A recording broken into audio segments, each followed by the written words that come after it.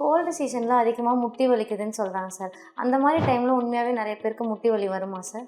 முட்டி வலி ஆல்ரெடி இருக்கிறவங்களுக்கு மூட்டு ஸ்டிஃப்னஸ்ஸு மசில் பெயின்லாம் அதிகமாகும்.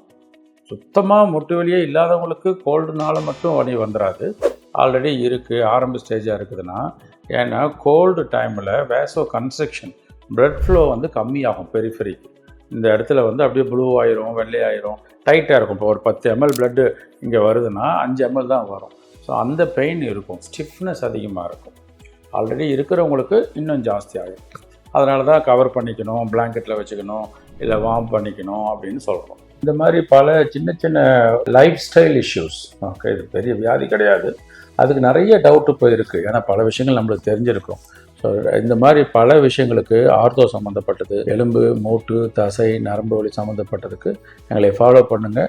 நிறைய சின்ன சின்ன யூஸ்ஃபுல் இன்ஃபர்மேஷன் உங்களுக்கு நாங்கள் பகிர்ந்துக்கிட்டே இருக்கிறோம்.